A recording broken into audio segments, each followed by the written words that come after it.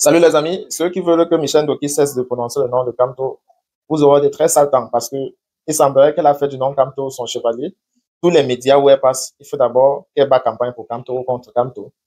Et cela énerve vraiment beaucoup de personnes qui pensent que cette dame avait toutes les chances de s'épanouir dans le MRC, mais qui a été pressée plus que le diarrhée.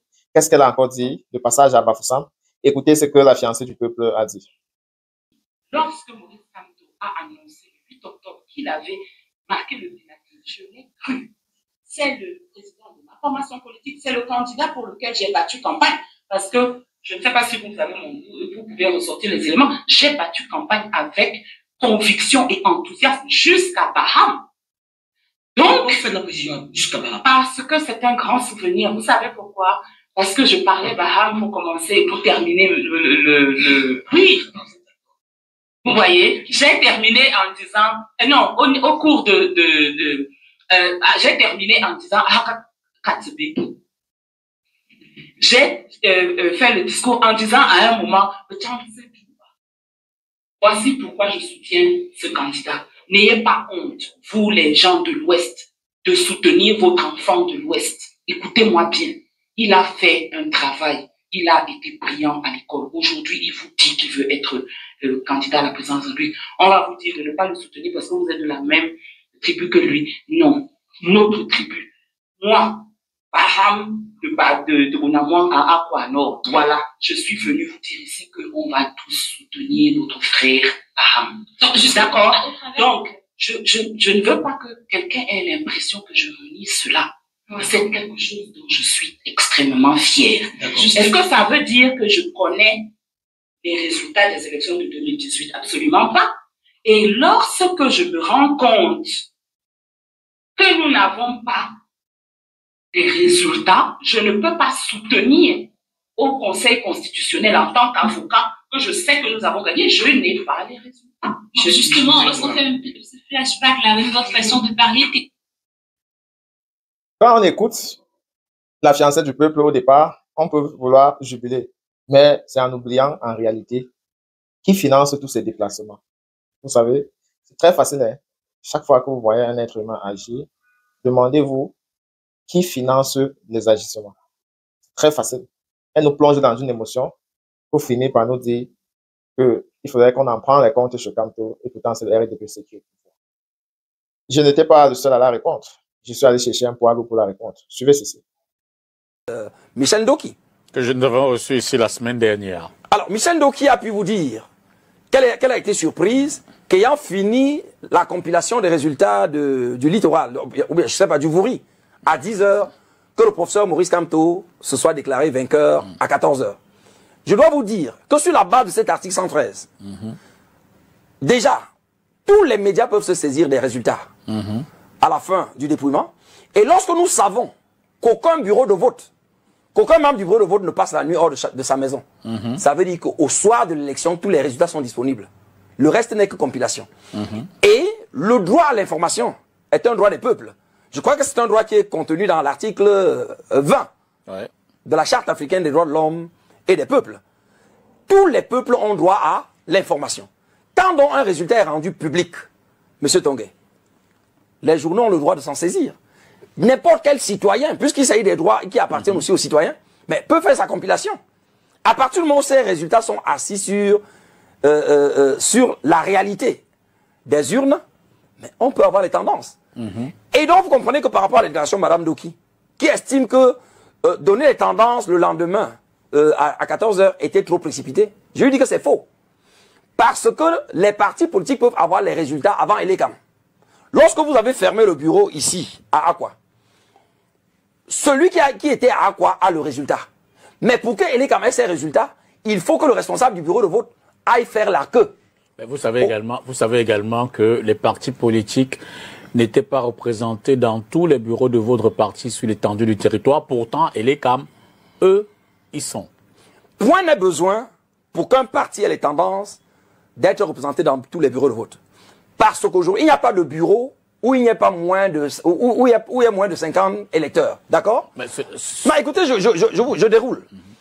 Les bureaux de vote comportent des électeurs. D'accord. Et les électeurs ont le droit d'assister au dépouillement. pour avoir le résultat sorti d'un bureau.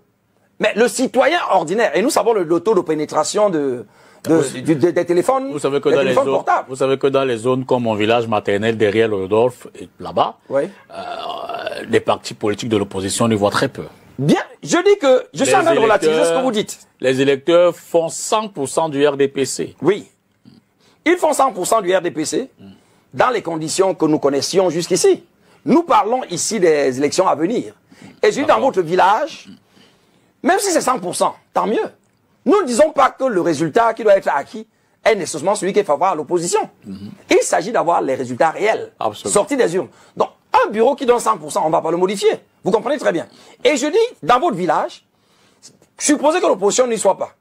Mais cela n'interdit pas à l'opposition d'avoir accès à ça. Parce que celui qui a gagné, qui a contribué à assurer les 100% au RDPC, mais fier de son résultat, il peut le balancer à son ami de l'opposition, non? Pour lui dire, nous avons gagné à 100%. C'est un résultat compilable. Bon, est-ce que vous comprenez? Là, c'est dans le schéma des possibles. Mais l'opposition actuellement travaille à sensibiliser les Camerounais. Bon, on parle du futur, parce que vous avez pris prétexte de... Bien sûr, c'est pour vous dire que... Vous avez pris prétexte de 2018. Je vous ai déjà dit que jusqu'ici, on pouvait être sceptique. D'accord. Mais il y a de l'espoir. Et quand je vous dis qu'il y a de l'espoir, c'est parce que j'exploite les perles qu'il y a dans le code électoral. Et parmi ces perles-là, il y a l'article 113, qui permet, donc je dis encore, aux partis politiques d'avoir les résultats avant Elecam. Parce que quand le bureau de vote est fermé à 20 h, le parti politique qui est représenté, ou bien le citoyen qui a pris part à ce dépouillement, peut déjà communiquer ses résultats au parti politique. Alors que le responsable de ce bureau va être reçu par le bureau communal d'Elecam, peut-être à 2 h ou à 3 h le lendemain. Donc, je dis, Madame Doki a vu tout faux en disant que c'était précipité pour le professeur Kamto de se déclarer, parce qu'on peut se déclarer candidat sur la base des tendances. Point n'est besoin d'avoir les 100%. Si vous avez par exemple les résultats de cette région, et que le poids politique de cette région représente les 80% de l'électorat, mais vous savez très bien qu'il y a des régions ici dont le poids électoral n'atteint pas celui de certains départements. Donc si on a pu avoir les résultats d'une région entière, mais on peut savoir que si dans une autre région, on n'a eu aucun résultat, et connaissant le poids électoral de cette région, mais M. Dipida, on peut déjà savoir qui a gagné. Prof, pour vous, y a-t-il un scénario réaliste pour une alternance démocratique apaisée au Cameroun? Oui. Moi, je pense que une alternance démocratique passe nécessairement par... Parce que, voyez-vous, il y a des schémas qui sont évoqués. D'aucuns pensent que en l'état, dans les circonstances actuelles, il serait difficile. Bon, tout le monde est plus ou moins certain que le président va se représenter. Il y a des signes. C'est ça. Beaucoup estiment que s'il se représente, il va passer. Donc, de ce point de vue, il y aurait peut-être il y aura un contentieux, quelques revendications de l'opposition, mais ce sera pesé. C'est ça. L'autre hypothèse, ou les autres hypothèses, c'est que le président ne se présente pas. C'est ça. Et là, on rentre donc dans le schéma de l'alternance qui paraît comme une inconnue des plus inconnues, si je peux me redire. C'est ça. Dans ce sens que, qui pourrait prendre? Est-ce l'opposition? Est-ce l'entourage? Beaucoup ont évoqué à un moment le fils. Certains parlent des collaborateurs proches du président. Je ne vais peut-être pas citer des noms. Alors, de ce point de vue, dans cette perspective, y a-t-il dans le schéma une réalité qu'on peut percevoir dans l'apaisement après élection? C'est possible. D'accord. Il est possible de parvenir à une alternance pacifique. Okay. C'est le souhait de tous les Camerounais. Absolument. J'ai connu, en passant, j'ai connu... Peut-être pas tous les Camerounais, il y a des gars, il y a les militants du RDPC qui veulent tout le temps que leur candidat passe. C'est le droit de Paul Biya, au plan juridique, de se présenter. À partir du moment où le verrou, la limitation des mandats a été levé, Paul Biya a tout à fait le droit de candidater. Mais à condition maintenant de présenter un dossier qui soit recevable. Et donc, moi, j'ai émis des réserves par rapport à la recevabilité de son dossier. Bon, maintenant, on peut battre Paul Biya aussi. Et puisque nous savons tous comment les élections ont toujours été organisées dans notre pays. Les élections sont souvent organisées avec des faux observateurs internationaux. Vous vous rappelez Transparency International, n'est-ce pas, des balayeurs de rue en France, qu'on nous a amenés pour apprécier le processus électoral. Et puis je vous ai dit, avec la découverte des perles contenues dans le code électoral, je ne suis pas sûr que les choses se passeront en 2025 comme elles se sont toujours passées antérieurement. Parce qu'on voit les jeunes mobilisés, l'opposition s'organise mieux pour assurer notamment une meilleure présence dans les bureaux de vote. Je crois qu'au-delà de ce que les partis font individuellement, vous rappelez l'initiative du compatriote Abdourahmane Amidou Baba, qui recrute 60 000 hommes et femmes d'honneur pour justement accompagner les partis d'opposition à assurer la surveillance du vote. Michel Doki nous parlait, elle, de 10 000 citoyens qu'ils forment dans le cadre de leur initiative. Voilà, donc autant d'initiatives qui sont de nature à assurer la préservation du résultat issu par les urnes. Parce que vous voyez déjà que les inscriptions sur les listes électorales sont un indicateur de ce que l'engouement pour la chose politique prend de l'ampleur. Or, avant, on avait les élections où à peine 3 millions de Camerounais y prenaient part. Mais cela montrait que, en cas de contentieux, c'est 3 millions seulement qui étaient intéressés, moins du 10e de la population.